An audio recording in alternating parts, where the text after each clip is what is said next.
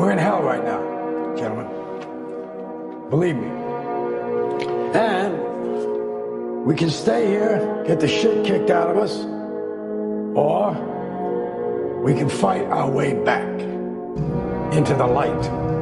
We can climb out of hell. 1 inch at a time. I look around, I see these young faces, and I think I made every wrong choice a middle-aged man can make. I pissed away all my money, believe it or not. I chased off anyone who's ever loved me.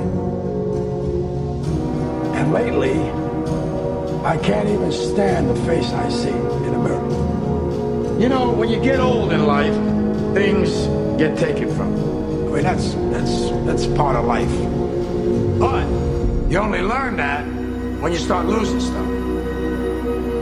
You find out life's this game of inches. So is football. Because in either game, life or football, the margin for error is so small.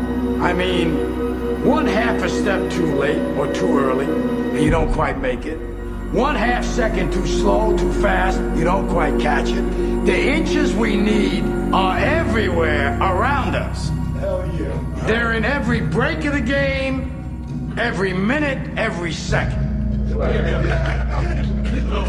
On this team, we fight for that inch.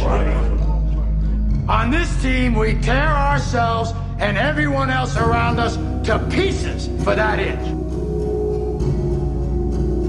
The hell are you talking about? I was blessed with a strong mind. That's something that you have to develop. You develop that over years, decades of suffering and going back into the suffering. That's why a lot of people who graduate Navy SEAL training, a lot of guys don't want to go back into that water. Don't want to go back into the hard stuff. Maybe not anything hard in life. Once you get through it, it's like you become a POW. Like how many POWs want to go back to POW camp? None. When something sucks so bad in life, very few people want to go back. They're happy they graduated. I realized I'm the same way. I don't want to go back. I have to go back.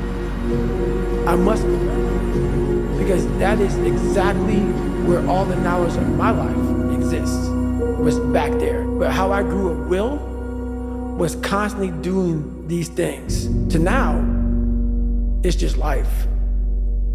I wake up, while it still sucks, it's just life. That's me. I need to get fired up. So that's how I bring out sharpness. That's how I bring out the best out of me when I walk on fire. Because if you make me feel too comfortable,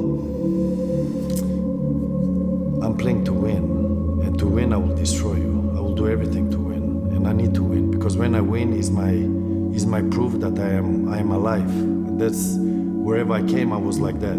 I played in top 5 clubs in the world. I played maybe 3 of them. And if I don't do my job, they bring in somebody else and I'm not there anymore. So that's why I say it's about survival mode. I'm not here to be nice or to be bad. I'm here to win. So to win, I needed to get those find those trigger points to get the best out of me. Even if I'm not in a fight, I'm looking for a fight because it's something that I get a kick off, I get adrenaline off, and where I came from, it was about survival mode. I mean, the strongest guy would survive, and to survive, you needed to be tough. You needed to show you're tough, and that's where I came from. But I brought it in my game also, and I had moments where it was going against me, moments where it was giving me advantage, and all around me they were talking. Like it always says, media, they criticize you, they talk shit about you, and they want to have something to say. But that was me. If I would not be like that, I would not be where I came, or maybe sit here and speak to Piers Morgan. So you should be a monster. Because everyone says, well, you should be harmless, virtuous. You shouldn't do anyone any harm. You should sheath your competitive instinct. You shouldn't try to win. You don't want to be too aggressive. You don't want to be too assertive. You want to take a back seat and all of that. It's like, no. Wrong. You should be a monster, an absolute monster, and then you should learn how to control it. Do you know the expression, it's better to be a warrior in a garden than a gardener in a war? Right, exactly. That's exactly it. Yeah.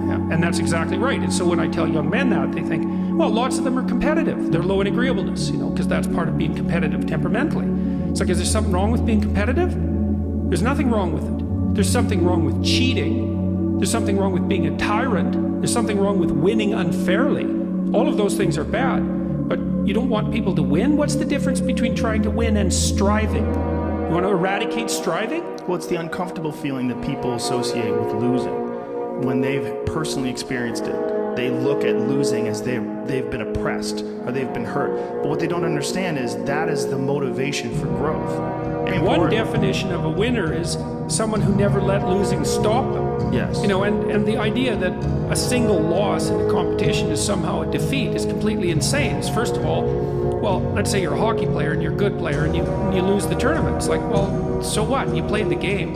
You're increasing your skills. It's like there's always next time. And one of the things that I've also been telling people, informing people about, is the idea that life isn't a game. It's a series of games. And the right ethic is to be the winner of the series of games. And part of that means you have to learn how to be a good loser, because you're not going to win every single game. But you also have to embrace those losses as learning experiences. And the people that have never lost are afraid of losing. They're afraid of learning. You're afraid of that feeling, that terrible feeling that you get from losing is so beneficial.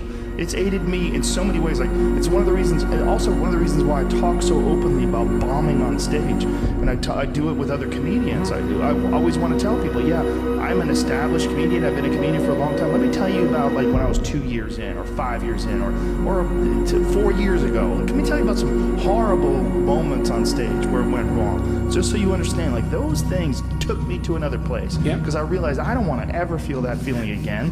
And so I ramped everything up. And then I went back to work and I went over my notebooks and I went over my recordings and I figured out what I was doing wrong and I tried to improve upon it. But if it wasn't for that horrible, sick feeling. People are built different. That's why they're better. You have to rebuild yourself if you want a different life. Like, you expect to be a loser with winning results, and it doesn't. Like, your brain isn't getting the signal that your life is because you're. So if your life is not great, it's because you are messing up. That's the name of the game. But unsuccessful people, broke people, instead of looking at themselves in the mirror and assuming responsibility, they want to point. Because it sucks to be like, hey, my life sucks because I suck. It's not easy, I get it, 100%. However, when you win in life, hey, you're the first one to raise the hand and be like, hey, I did it. But with that same level of responsibility, you now can dictate what? Your behavior. So just start inputting positive behaviors, man. Well, what does losing feel like to you? It's exciting. Why is it exciting? Because it means you have different ways to get better. There's certain things that you can figure out that you can take advantage of, right? Certain weaknesses that were exposed that you need to shore up, right? So it was exciting. I mean, it sucks to lose, Right. but at the same time, there are answers there if you just look at them. Because you get the information from losing more than from winning, probably. Yeah. I mean, the answers are there when you win too. You just have to look at them. Yeah. Right. So it's a constant process. It's exciting when you win. It's exciting when you lose, because the process should be exactly the same, whether you win or you lose. As you go back and you look and you find things that you could have done better. You find things that you've done well that worked. Figure out how did they work, why did they work, how can you make them work again. Yeah. And but the hardest thing is to face that stuff. That's a really, really tough challenge. I mean, it's an obsessiveness that comes along with it. You want things to be as perfect as they can be, understanding that nothing is ever perfect. But the challenge is trying to get them as perfect as they can be. And what can you do? It's in your control. So control what you can. I can watch film all day long. It's going to help me Get better. Yes.